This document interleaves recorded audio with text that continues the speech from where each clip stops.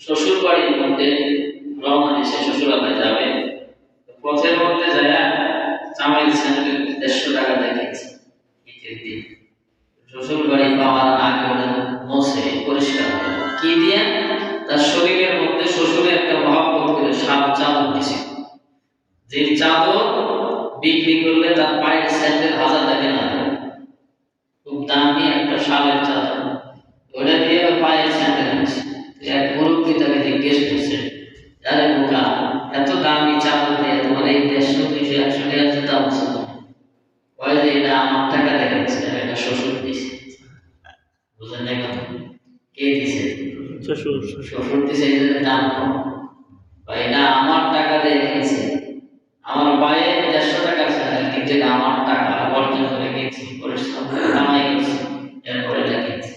এই জন্য চাদরের মূল্য এমন তার কাছে যে জুতার চেয়ে তুচ্ছ, যে চাদর তার কাছে জুতার চেয়ে তুচ্ছ, কারণ তার নিজের পরিশ্রমের টাকা।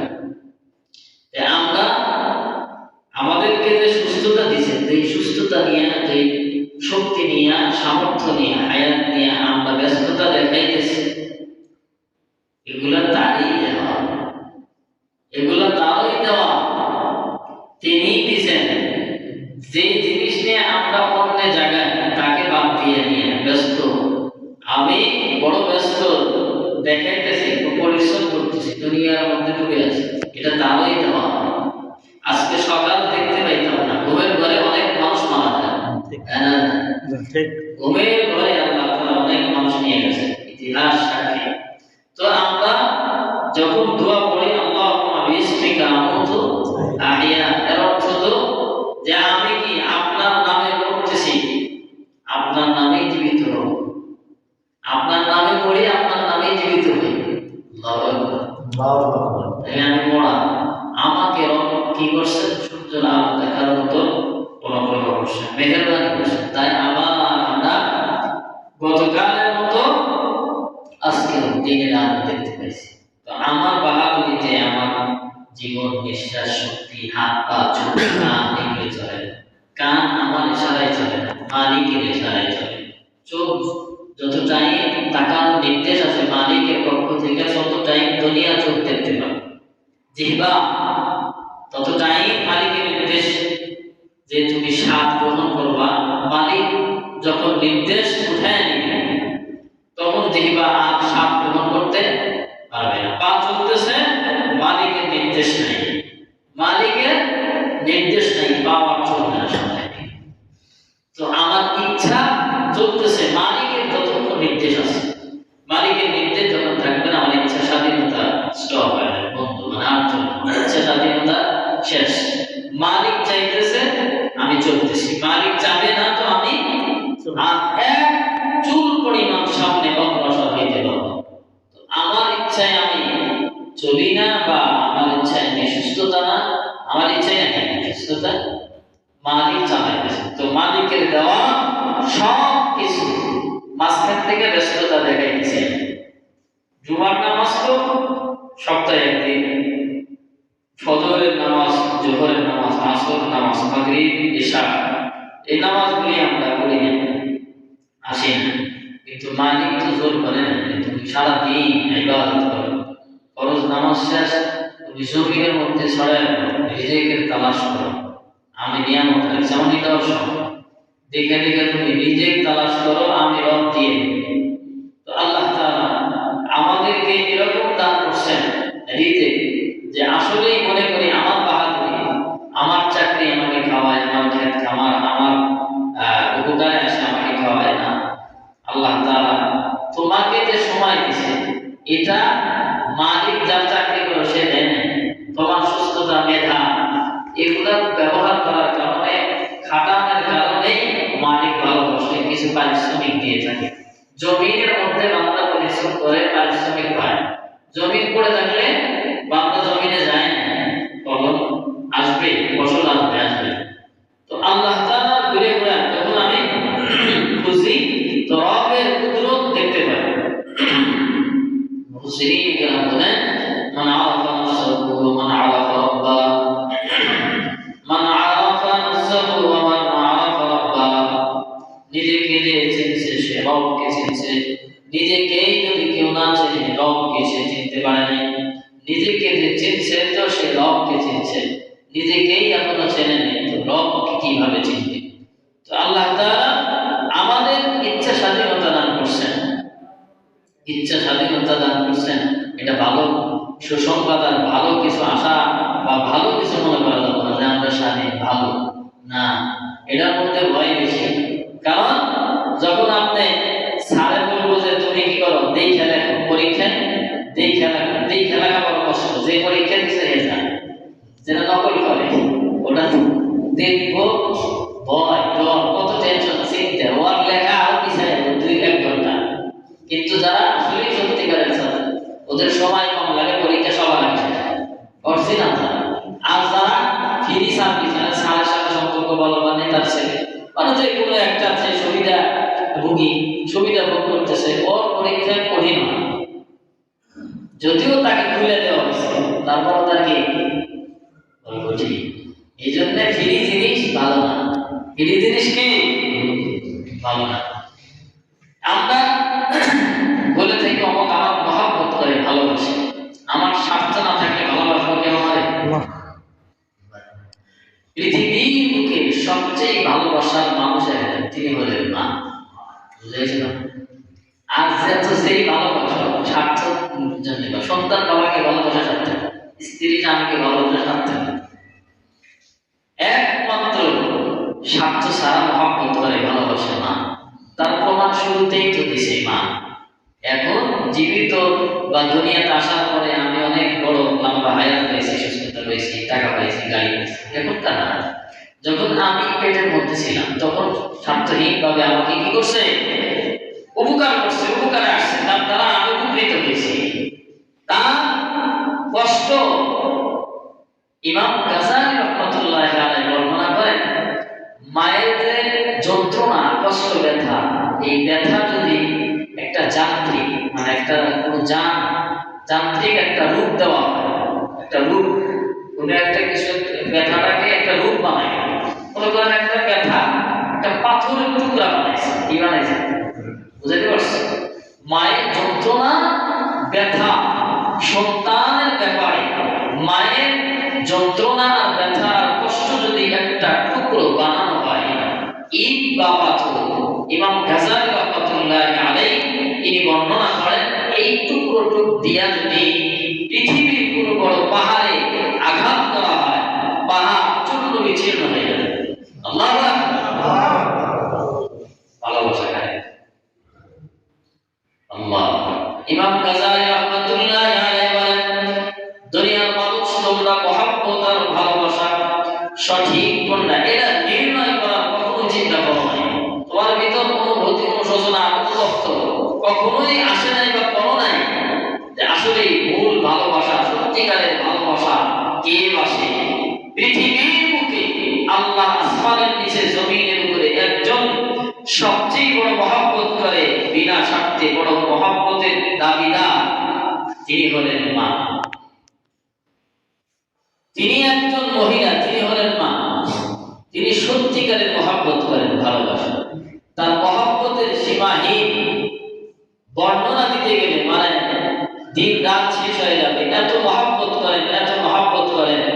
ইমাম গাজালি রাহমাতুল্লাহি আলাইহি শুধু একটা উদাহরণ বলতে গিয়া বলছেন যে একটা রূপ যদি দেওয়া হতো মায়ের কষ্টে, ওই রূপটা যদি একটা পাথর হইতো, ছোট্ট একটা পাথরের কণা, ইটের কণা, ওই ইটের কণা আর পাথরের টুকরো দিয়ে যদি পৃথিবীর কোনো বড় পাহাড়ে আঘাত করা হইতো, পাহাড় টুকরো বিছিয়ে ফেলে। তাহলে আমরা এতটুকু বুঝলাম পৃথিবীর বুকে সবচেয়ে বড় মহব্বতের দাবিদার একজন, তিনি কে? আর এই মা আমাকে মহব্বত করে, বোন মহব্বত করে, ভাই মহব্বত করে, স্ত্রী মহব্বত করে, স্বামী স্ত্রীকে মহব্বত করে, মামা মহব্বত করে, নানা নানি, দাদা দাদি, ফুফা ফুফি, আরো কত নিকটতম আত্মীয় স্বজন বড় মহব্বত করে, ভালোবাসে, স্লোগান আমরা দেই। মাও এর ভিতরে মহব্বত করে। পৃথিবীর সকল মহব্বত যদি এক পাল্লায় দেওয়া হয়, পক্ষান্তরে মা মহব্বত যদি অপর পাল্লায় রাখা হয়, বলেন তো দেখি কোন পাল্লাটা বেশি ভারী? মায়ের মহব্বতের মর্যাদা এত আর এত ওজনদার হবে যে পৃথিবীর সকল মানুষের মহব্বত যদি এক পাল্লায় রাখা হয়, একদম যখন দুঃখিনী আল্লাহর বান্দার মহব্বত অপর পাল্লায় রাখা হয়েছে, তো ওই পাল্লা বেশি ওজনদার হবে, ঠিক না? তাহলে বোঝা গেল পৃথিবীর বুকে সবচেয়ে বড় মহব্বতের দাবিদার হলেন একজন, যিনি কে? মা।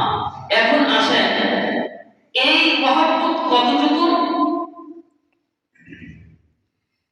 মুফাসসিরিন কেরাম বলেন আল্লাহ তাআলার কাছে 100 ভাগ মহব্বত। কত ভাগ? আল্লাহ তাআলার কাছে 100 ভাগ মহব্বত আল্লাহ রাখছেন। 1 ভাগ মহব্বত রব্বুল আলামিন তামাম দুনিয়ার মানুষকে বন্টন করছেন, তামাম দুনিয়ার মানুষকে 1 ভাগ মহব্বত দিয়েছেন। তামাম পৃথিবীর মানুষের মধ্যে 1 ভাগ মহব্বত তিনি দিলেন। 99 ভাগ দরদ আর মায়া মমতা নিয়ে বসে রয়েছেন কে? আল্লাহ। এই 1 ভাগ মহব্বতের পাওয়ার কি? 99 ভাগ মায়া মমতা নিয়ে যিনি বসে রয়েছেন, তিনার 99 ভাগ দয়ার দিকে আমাদের কোনো এরকম চিন্তা নাই যে তিনি 99 ভাগ দয়া নিয়ে বসে রয়েছেন। ওই দয়া আমার জন্য জরুরি, আমার জন্য জরুরি, অবশ্য জরুরি, মানে কিরম জরুরি এটা বোঝানোর ভাষা নাই যে ওই মহব্বত আমার দরকার।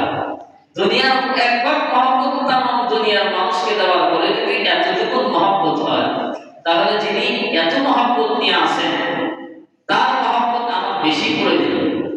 বলেন ঠিক না বেশি? আমার মহব্বত পৃথিবীর বুকে আমি দেখলাম যে একজন মানুষ সবচেয়ে বড় মহব্বতের দাবিদার, তিনি হলেন মা। পৃথিবীর সকল মহব্বত যদি এক জায়গায় রাখা হয়, মায়ের সমান হবে না, হবে? কিন্তু এই মা সহ তামাম দুনিয়ার মানুষের 1 ভাগ দিছে, আর 99 ভাগ মমতা নিয়ে, ভালোবাসা, মায়া মহব্বত নিয়ে বসে রয়েছেন কে? আল্লাহ। তো আমাদের ওই মহব্বতের দরকার না দুনিয়ার মহব্বতের দরকার? দুনিয়ার ওই মহব্বত আমাকে 50 থেকে 60 বছর, কিন্তু অনন্ত জীবন, অনন্ত কালের জন্য যে মহব্বত প্রয়োজন, এর জন্য আমার 99 ভাগ দরদের দরকার। কারণ এটা হলো একটা ঘাঁটি, এই পৃথিবীর বুকে একটা ঘাঁটি, স্টেশন। এখানে মহব্বত আল্লাহ হিসাব করে ছাড়ছেন, কিন্তু আমার লম্বা সফর করতে হবে, অনেক লম্বা সফর সামনে আমার। আমি বসে রয়েছি কোন আশায়? আমার সফর শুরু হয়ে গেছে। যেদিন আমি দুনিয়াতে আসছি ওই দিন থেকে আমার সফর শুরু। এই সফরের জন্য আমার রহমত দরকার, দয়া দরকার, আমার মমতার দরকার। এই জন্য আমার মা আর পৃথিবীর মানুষের মহব্বত দিয়া আমি ওই লং টাইম সফর করা সম্ভব হবে না। মায়ের মহব্বত দুনিয়া কেন্দ্রিক, পৃথিবীর সকল মানুষের মহব্বত দুনিয়া কেন্দ্রিক। দুনিয়ার স্টেশন আর জায়গায় শেষ হয়ে খতম হয়ে যাবে, পক্ষান্তরে আরো যে লম্বা রাস্তা আমাকে রান করতে হবে, আরো যে লম্বা সফর আমার সামনে, এই সফরের জন্য আরো তো আমার মমতা, মায়া, মহব্বতের দরকার। একজন, তিনি কে? আল্লাহ। এই মহব্বতের চিন্তা আর পেরেশানি কোন সময় আমাকে স্পর্শ করছে? করছে? তাহলে আমি কোন মহব্বতের পিছনে দৌড়াইতেছি? যে মহব্বত দুনিয়া কেন্দ্রিক, দুনিয়াতেই খতম হয়ে যাবে, পক্ষান্তরে আমার রাস্তা তো শেষ হয় নাই। আমার সফর তো আরো লম্বা টাইম সফর করতে হবে, অনেক লম্বা টাইম। আমার মনজিলে মাকসাদ অনেক দূরে, আমার মনজিলে মাকসাদ অনেক দূরে। রাসূল কারীম সাল্লাল্লাহু আলাইহি ওয়াসাল্লাম তিনি মেরাজ করছেন। মুফাসসিরিন কেরাম বলেন যে মেরাজ করে নবীজি এসে দেখেন পানি পড়তেছে, ওযু করে গেছেন। মুফাসসিরিন কেরাম ব্যাখ্যা করেন যে 27 থেকে 25 আল্লাহু আকবার, আল্লাহু আকবার। 25 বছরের সফর ছিল, বিশাল লম্বা সফর। তো আমি 25 বছর সফর করব, 25 বছর সফর করব, তার থেকেও বেশি আমাকে 50,000 বছর কবরেই থাকতে হবে। যে শেষে মারা 50,000 বছর, মানে বেহিসাব গণনা করা সম্ভব না কত টাইম আমাকে থাকতে হবে কবরের জীবন। তো যেই কথা বুঝাইতে চাইলাম যে মাত্র 50 থেকে 60 বছর, 40 বছর একটা মহব্বতের কারণে আমরা বেঁচে থাকি, দয়ার কারণে, মমতার কারণে, মায়ার কারণে। এটা কিভাবে বুঝবেন?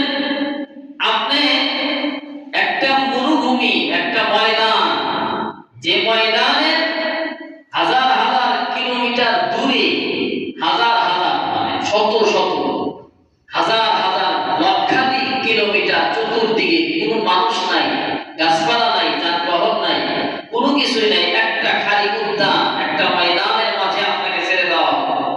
আপনি বাঁচবেন? বলেন, বাঁচবেন?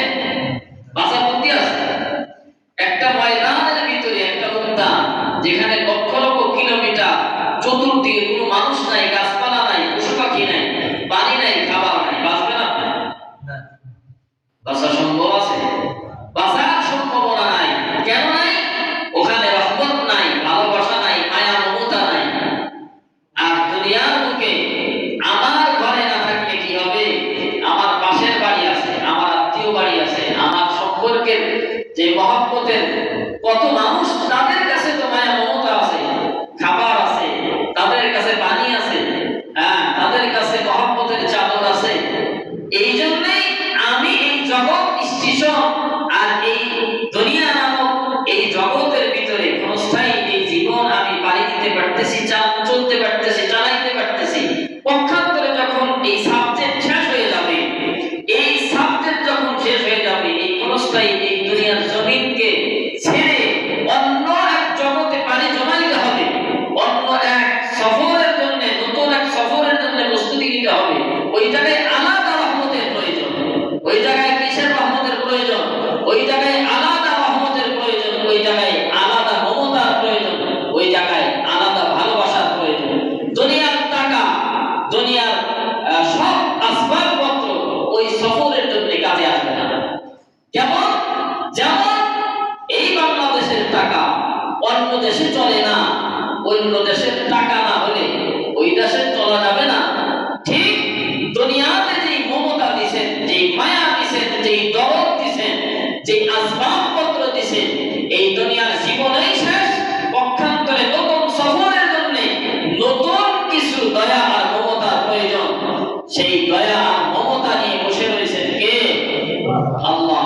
ওই আল্লাহ দয়া আর মমতা আমাদের এত জরুরি আর এত প্রয়োজন যে নতুন সফরের জন্য বাদে না আমার মায়ের মহব্বত কাজে দিবে, না আমার পিতার মহব্বত ওই সফরে কাজে দিবে, না আমার সন্তান, স্ত্রী, আমার ভাই, আমার চাচা, আত্মীয় স্বজন, বন্ধু বান্ধব, খেলার সাথী, প্রতিবেশী, যত মহব্বতের নিকটতম স্বজন আছে, এদের মহব্বত নতুন সফরের জন্য কোনো কাজে দিবে না।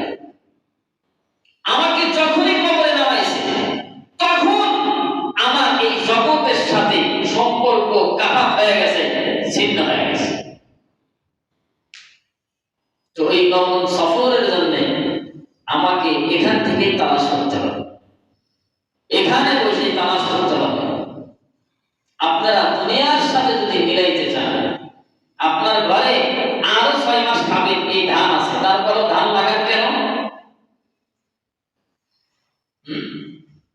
আপনার আগামী আরো 10-12 দিন খাইতে পারবেন এই আসবাবপত্র, খাবার আছে ঘরে, তারপরেও এত পেরেশানি কেন? যদি সমস্যা হয়, কথা বলেন ঠিক নেই। আপনার 1 মাসের খোরাক আছে, তারপরেও ব্যাংকে টাকা রাখেন কেন? যদি সমস্যা হয়, ভবিষ্যতে প্রয়োজন। কথা বল না, ভবিষ্যতে প্রয়োজন। তাহলে কি আমাদের মৃত্যুর পরে এটা ভবিষ্যৎ না? হ্যাঁ, কথা বলেন। ওটা কি ভবিষ্যৎ না? তো ওই ভবিষ্যতের জন্য কি করছেন? আমরা দুনিয়ার এই জীবনের মধ্যে ভবিষ্যৎ খুঁজি, কালকে কি খাবো আজকে টেনশন করি, আগামীকাল কি খাবো, আগামীকাল কি বাজার করবো, আগামীকাল আমার বাসার মধ্যে কি আয়োজন হবে, আমি আজকেই গবেষণা চিন্তা টেনশনে থাকি যে আমার বাজার নাই, ভবিষ্যতের চিন্তা কেন করেন না? মৃত্যুর পরে ভবিষ্যৎ নাই? যদি না করেন তাহলে বোঝা যাবে আপনি অস্বীকার করেন, আর অস্বীকার করলে তো মুশরিক হবে। আবার অস্বীকার মুখ দিয়ে করতে হয় না, মুখ দিয়ে করতে হয় না, অস্বীকার মুখ দিয়ে জবান দিয়ে করতে হয় না। কোন মানুষ নামাজ পড়ে না তো কাফের, এটা আবার বলতে হবে না যে আমি আল্লাহ মানি না, আমি নবী মানি না, রাসূল মানি না, দ্বীন মানি না। এই স্লোগান দেওয়ার কোনো প্রয়োজন নাই।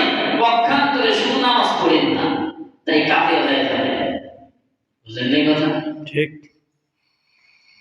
এই স্লোগান দিতে হবে না যে আমি নামাজ মানি না, আল্লাহ মানি না, আল্লাহ নাই, রাসূল মানি না, রাসূল নাই, দ্বীন মানি না। স্লোগান দিয়ে কাফের হওয়ার প্রয়োজন নাই। পক্ষান্তরে আচরণের মাধ্যমেই কাফের সাব্যস্ত হবে। আচরণের মাধ্যমে। আচরণ কি?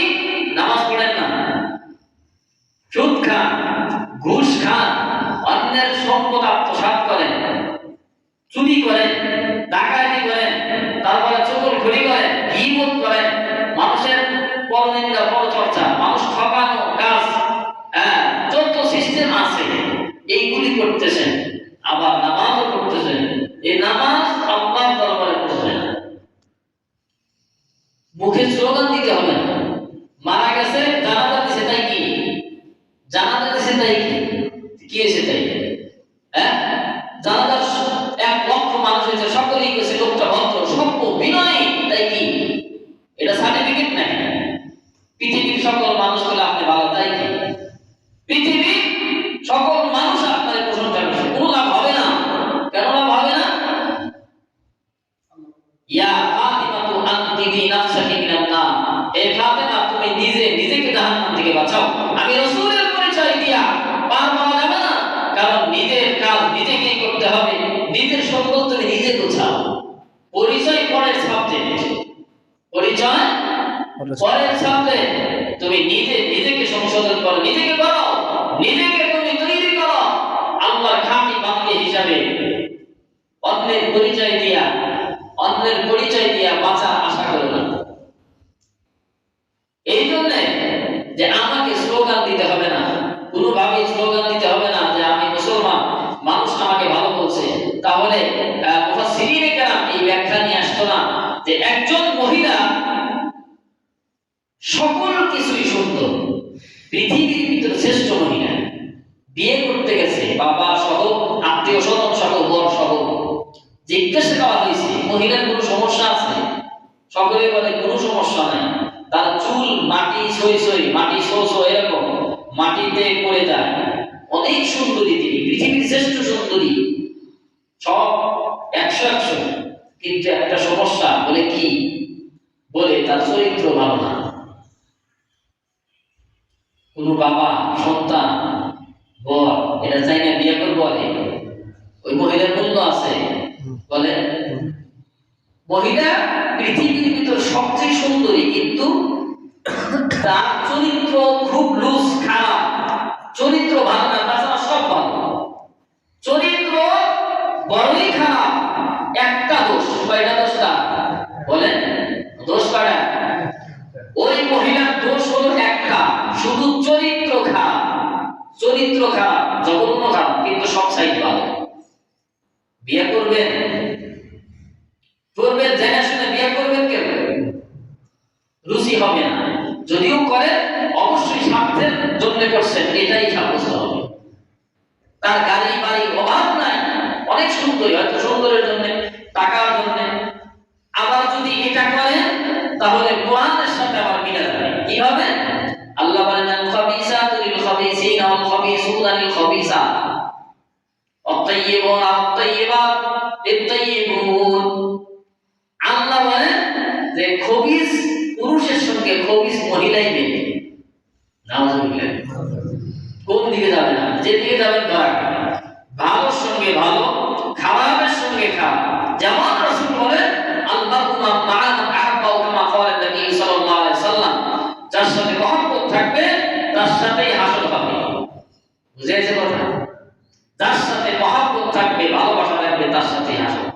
এখন যদি নামাজ না পড়ে বড় ভদ্র মানুষ, একটা অপরাধ, কয়টা অপরাধ? ওই মহিলার মতো সব দিকে সুন্দর, একটা সমস্যা। ঘটকে কি কইছে? একটা সমস্যা, সেটা হলো চরিত্র নষ্ট। তাছাড়া সব ঠিক আছে। মুসলমানের সমস্যা হলো একটা, তাছাড়া লোকটা খুব ভদ্র ছিল। 1 লক্ষ মানুষ জানাজার মাঠে উপস্থিত হয়, লোকটা খুব ভদ্র মানুষ, একবারে মাটির মানুষ, সভ্য ভদ্র, কারোর সাথে কোনোদিন ঝগড়া করে নাই, মাথা উঁচু করে তাকায় নাই, খুব বিনয়ী মানুষ, কিন্তু দোষ কয়টা? নামাজ পড়ে নাই। ওই মহিলার মতো, ওই মহিলার নামান্ত, ওই মহিলার যেমন কোনো মূল্য নাই, সম্মান, ইজ্জত, মর্যাদা নাই। যদিও মর্যাদা জাতি দেয়, পৃথিবীর মানুষ দেয় স্বার্থের জন্য দেয়, কথা বলেন ঠিক? যেমন আমাদের দেশের প্রধানমন্ত্রী, এনাকে জানে খারাপ আশপাশের কাছে, তারপরও সম্মান করতে বাধ্য। সালে জানে খারাপ, তারপরও সালের নিচের সিপাহী, সালের নিচের যে চাকরিজীবী যারা অফিসার, ওনারা সম্মান করতে বাধ্য। কেননা তার সাথে ভালো ব্যবহার করলে কিছু পাওয়া যাবে বা ভালো কিছু আমার ক্ষতি হবে না। স্বার্থের জন্য স্যারকে সালাম দেয়, মনে মনে গালি দেয়, কথা কম ঠিক নেই। হ্যাঁ, স্বার্থের জন্য, নিজের স্বার্থের জন্য অনেক মানুষ অনেককে ভালোবাসে, অনেককে সম্মান করে স্বার্থের জন্য, কিন্তু ফাঁকে যায় গালি দেয়, ঠিক না? স্বার্থের জন্য অনেক ভালোবাসা আছে, এই জন্য ভালোবাসার সিস্টেম আর ভালোবাসার বৈশিষ্ট্য গুণাবলী অনেক। আল্লাহ তাআলা আমাদের সামনে রমাদান মাসকে বরণ করার আগ দিয়া নিজেকে বোঝানোর তৌফিক দান করেন। জাহিলিয়াত যুগের, জাহিলিয়াতের যে সময় মানুষগুলি অনেক খারাপ ছিল, ওরা শাবান, এই রজব শাবান মাসে তারা যুদ্ধ করতো না। কি করতো না? রজবে আর শাবানে তারা কি করতো না? যুদ্ধ করতো না। রজব, শাবান, রমাদান মাসে তারা কি করতো না? খারাপ কাজ করতো না, যুদ্ধ করতো না। তারা এই মাসগুলোকে সম্মান করতো। এই জন্য আপনারা আজকে জামাতের পয়গম্বরের উম্মত এই রমাদান সামনে রেখে এই রমাদানের প্রস্তুতি নেওয়ার মতো মানসিকতা তৈরি করেন আর তওবা ইস্তিগফার করেন। জীবনের পিছনের যত আমার ভুল, এগুলি আমি তওবা করতেছি এই ভুল আর এই গুনাহ থেকে, যে আল্লাহ আমাকে পূত পবিত্র করো, যেন আমি এই পূত পবিত্রতা নিয়ে তোমার মেহেরবানি, তোমার বরকতময় উপঢৌকন রমাদান মাসকে পূত পবিত্র অবস্থায় বরণ করতে পারি। বরণ করে নিয়ে বেশি থেকে বেশি এই রমাদান মাসে আমি আমল করব, ইবাদত করব, তাসবিহ তাহলিল করব, কোরআনে কারীমের তেলাওয়াত করব, জিকির আজকার করব। আল্লাহ তুমি এই সুযোগ আর তৌফিক দান করো, যে তৌফিক আর সুযোগ পাইলে আমি রমাদান মাসের হক আদায় করতে পারবো। সেই সুযোগ আর তৌফিক প্রথমত দোয়া চাওয়া, আয় আল্লাহ তুমি আমাকে ঈমানের সাথে সুস্থ হায়াত দাও, আমাকে ঈমানের সাথে সুস্থ হায়াত দাও। প্রথমে এই দোয়া বারবার হাত উঠায়, আল্লাহ আমাকে ঈমানের সাথে সুস্থ হায়াত দাও, রমাদানকে বরণ করে যেন তার হক আদায় করতে পারি। আল্লাহ তাআলা আমাদের সকলকে রমাদান মাসকে সামনে নিয়ে, প্রস্তুতি নিয়ে সামনে অগ্রসর হওয়ার তৌফিক দান করেন। সকলে বলেন আমিন।